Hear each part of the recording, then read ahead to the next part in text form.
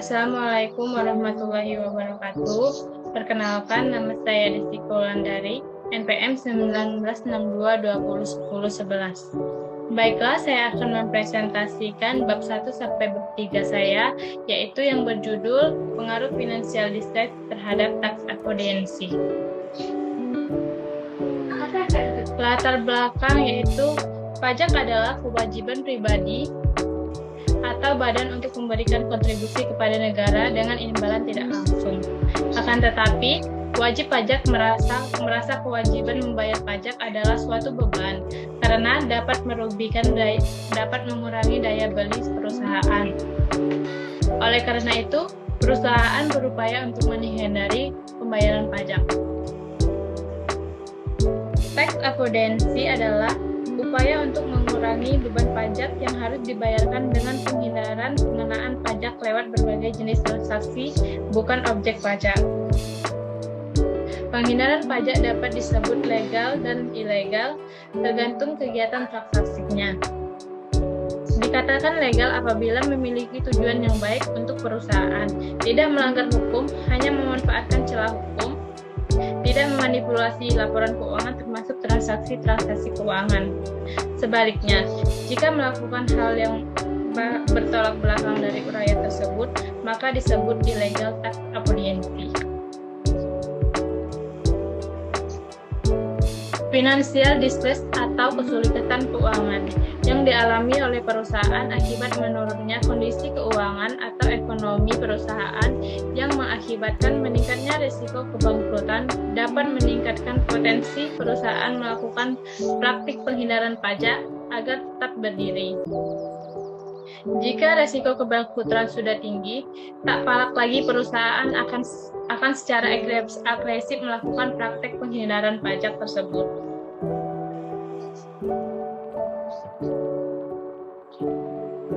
Identifikasi masalah. Permasalahan dapat diidentifikasikan yaitu penelitian tersebut bagaimana pengaruh financial distress terhadap tax avoidancy. Baiklah, di sini saya dapat menyimpulkan rumusan masalahnya, yaitu yang pertama, apakah financial distress berpengaruh terhadap tax avoidancy? Yang kedua, apakah umur perusahaan berpengaruh tax avoidancy? Yang ketiga, apakah ukuran perusahaan berpengaruh terhadap tax avoidancy? Yang keempat, apakah profitabilitas berpengaruh kepada tax avoidancy? Yang kelima, apakah leverage berpengaruh terhadap tax avoidancy? Yang keenam, apakah sales growth berpengaruh terhadap tax avoidancy? Adapun tujuan penelitian ini yaitu yang pertama untuk mengetahui pengaruh financial distress terhadap tax avoidancy, yang kedua untuk mengetahui umur perusahaan terhadap tax avoidancy, yang ketiga untuk mengetahui pengaruh ukuran perusahaan terhadap tax avoidancy, yang keempat untuk mengetahui profitabilitas terhadap tax avoidancy, yang kelima untuk mengetahui leverage terhadap tax avoidancy, yang keenam yaitu untuk mengetahui sales growth terhadap pengaruh sales growth terhadap tax avoidancy. Adapun manfaat penelitian ini yaitu dibagi menjadi dua. Yang pertama manfaat teoritis, yang kedua yaitu manfaat praktis. Manfaat teoritis yaitu adanya penelitian ini diharapkan agar dapat menjadi landasan pengembangan ilmu tentang financial distress dan tax avoidancy. Selain itu juga dapat diharapkan untuk menjadi acuan yang berguna bagi referensi yang selanjutnya. Manfaat praktisnya yaitu yang pertama bagi penulis. Penelitian ini diharapkan dapat menambah pengetahuan bagi penulis. Yang kedua yaitu bagi pemerintah. Penelitian ini dapat diharapkan untuk menambah informasi dan meningkatkan pengawasan dalam pembuatan kebijakan yang tepat dan upaya peningkatan penerimaan pajak wajib badan pada perusahaan sektor properti dan real estate. selanjutnya yaitu kerangka konseptual. Adapun kerangka konseptual pada penelitian itu yaitu X1-nya yaitu financial distress, yang kedua yaitu ukuran perusahaan, yang X3 umur perusahaan, profitabilitas X4, leverage X5, sales growth X6, dan Y-nya yaitu tax avoidancy.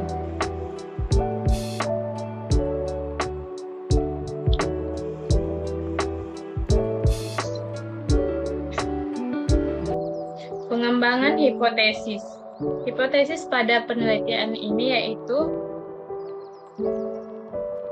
yang pertama, pengaruh financial distress terhadap tax avoidancy.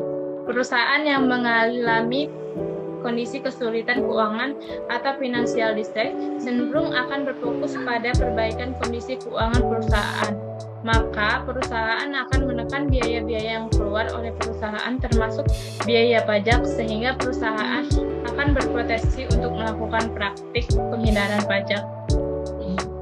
H1 sama dengan financial distress berpengaruh terhadap tax avoidancy.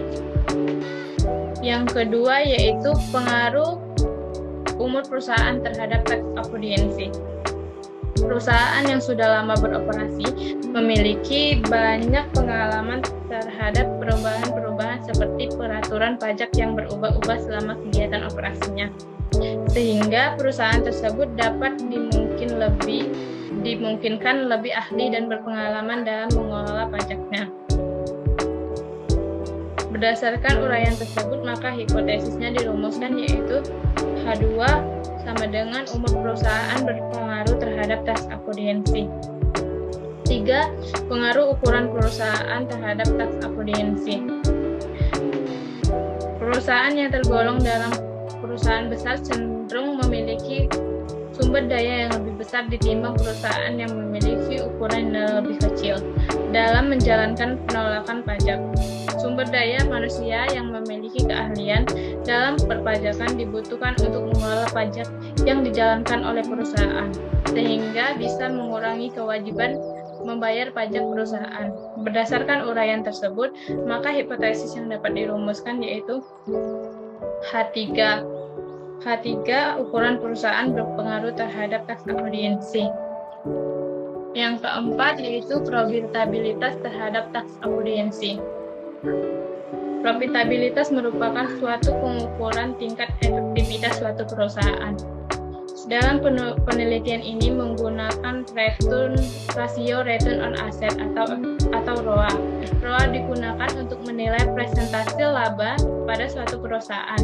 Jika nilai ROA tinggi, maka tingkat profitabilitasnya makin tinggi.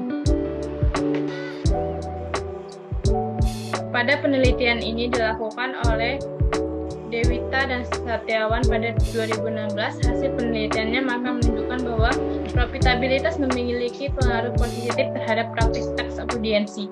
Hal tersebut dikarenakan laba perusahaan tinggi, maka jumlah pajak penghasilan akan meningkat sesuai dengan peningkatan laba perusahaan, sehingga cenderung untuk melakukan tax avoidancy yang dilakukan oleh perusahaan meningkat. Berdasarkan uraian tersebut, maka hipotesis yang dapat dirumuskan yaitu H4, profitabilitas berpengaruh terhadap tax avoidancy. Leverage terhadap tax avoidancy. Leverage dapat diartikan sebagai gambaran kemampuan perusahaan untuk menggunakan aktiva atau dana yang mempunyai beban tetap untuk memperbesar tingkat penghasilan bagi perusahaan. Leverage menunjukkan seberapa jauh perusahaan dibiayai oleh hutang dan pihak luar dengan kemampuan perusahaan yang digambarkan oleh modal. Berdasarkan uraian tersebut, maka hipotesis dapat dirumuskan yaitu H5, leverage berpengaruh terhadap tax avoidancy. Sales growth terhadap tax avoidancy.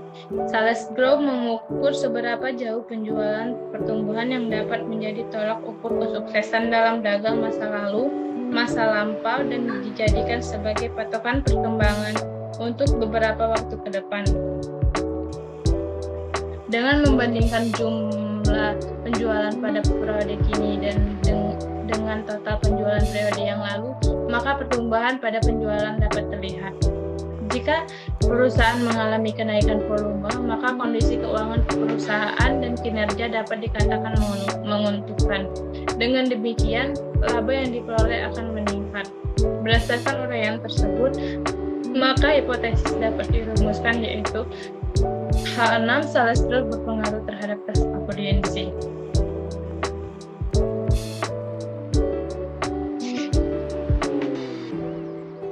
Bab 3, metode penelitian.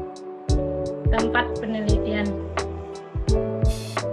Tempat penelitian ini dilakukan pada perusahaan properti and real estate yang terdaftar pada Bursa Efek Indonesia melalui website www.idx.co.id dan website masing-masing perusahaan.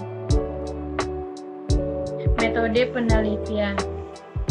Metode penelitian merupakan cara ilmiah untuk mendapatkan data dengan tujuan bersifat penemuan, pembuktian, dan pengembangan dan hasil yang digunakan untuk memahami, memecahkan, dan mengantisipasi masalah.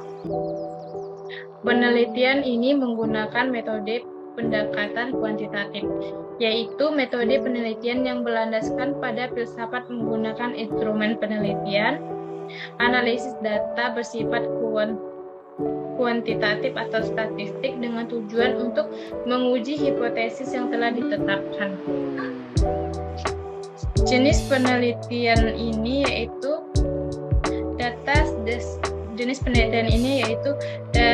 data deskriptif dan verifikatif. Deskriptif adalah statistik yang digunakan untuk menganalisis data dengan cara mendeskripsikan atau menggambarkan data yang telah terkumpul. Sedangkan verifikatif adalah penelitian yang dilakukan terhadap populasi dan sampel tertentu dengan tujuan untuk menguji hipotesis yang telah ditetapkan. Data yang digunakan pada penelitian ini yaitu data sekunder. Data sekunder yang berupa laporan tahunan dan laporan keuangan perusahaan properti and real estate yang terdaftar pada Bursa Efek Indonesia pada tahun 2019 sampai dengan 2021. Penelitian ini bertujuan untuk mengetahui pengaruh finansial distress terhadap tax akuryensi.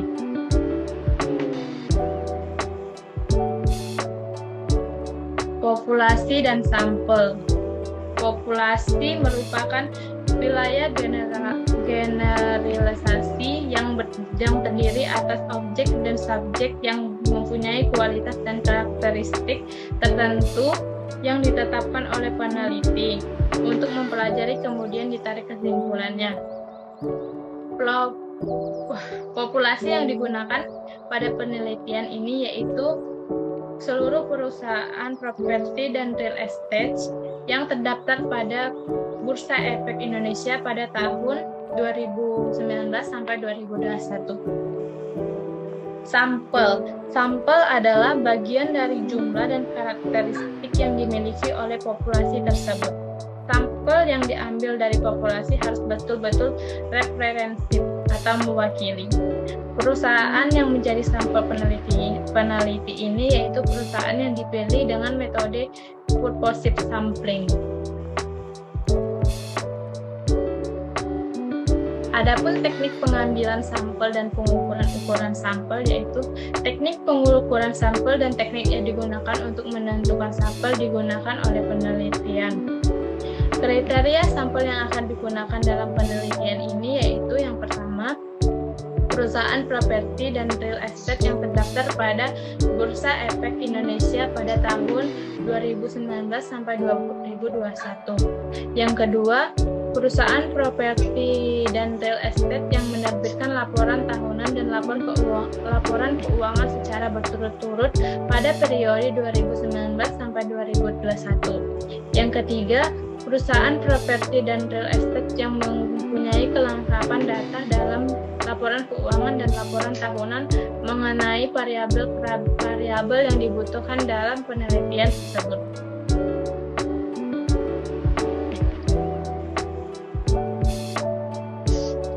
Selanjutnya yaitu jenis dan sumber data.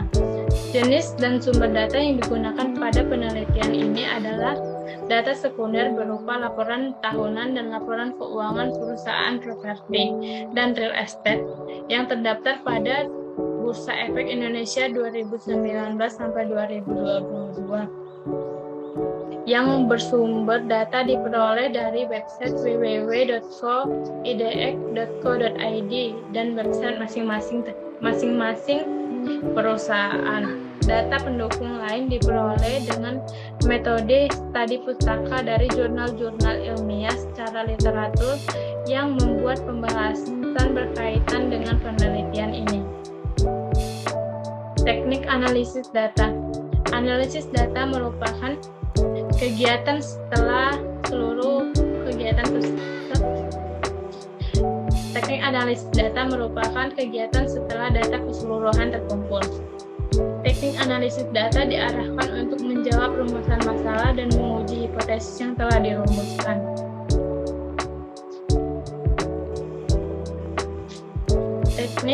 Teknik analisis data. Statistik deskriptif. Uji statistik deskriptif digunakan untuk menyajikan dan menganalisis data disertai dengan perhitungan, sehingga dapat dijelaskan keadaan dan karakteristik data yang bersangkutan. Pengukuran dalam uji statistik deskriptif meliputi jumlah sampel, nilai minimum, nilai maksimum, nilai rata-rata, dan standar deviasi. Dalam penelitian ini, alat ukur yang digunakan yaitu nilai maksimum dan nilai minimum, nilai rata-rata, standar deviasi, dan korelasi antara variabel untuk mendeskripsikan variabel penelitian. Nilai maksimum dan minimum. Nilai maksimum dan minimum adalah nilai terbesar dan terkecil dari fungsi, baik kisaran tertentu atau seluruh domasi dari fungsi tersebut. Rata-rata atau min merupakan bilangan yang mewakili keseluruhan data. Uji T. Pengujian hipotesis dalam penelitian ini menggunakan pengujian secara parsial atau uji T. Pengujian ini dilakukan untuk mengetahui secara parsial variabel bebas berpengaruh untuk signifikan atau terhadap variabel yang terikat.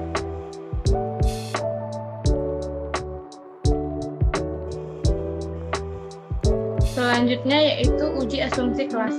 Pengujian data dalam penelitian ini adalah pengujian terhadap 7 asumsi klasik, yaitu normalitas, heterokedastisitas, multikoleritas, autokorelitas, dan persamaan model regresi, koefisien determinasi, dan uji T dan uji F. Uji normalitas. Uji normalitas adalah pengujian tentang penormalan data. Uji normalitas bertujuan untuk menguji apakah dalam metode regresi, variabel terikat dan variabel bebas mempunyai distribusi normal. Uji heterokedastisitas. Uji heterokedastisitas merupakan bertujuan untuk menguji apakah dalam model regresi terjadi ketidaksamaan variasi residual satu pengamatan ke pengamatan yang lainnya. Salah satu cara untuk mendeteksi apakah ada ketidaknya heterokedastisitas adalah dengan cara menguji Glasser.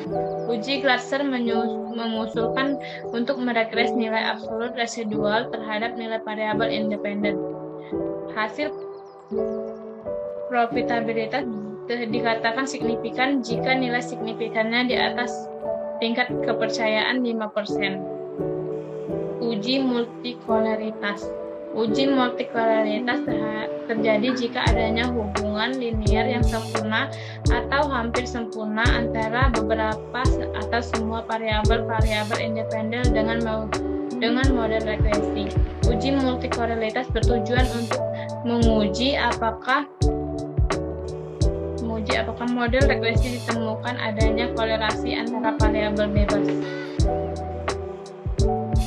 Multikoleritas terjadi jika nilai lebih dari 95% dan nilai VIV lebih besar dari 10.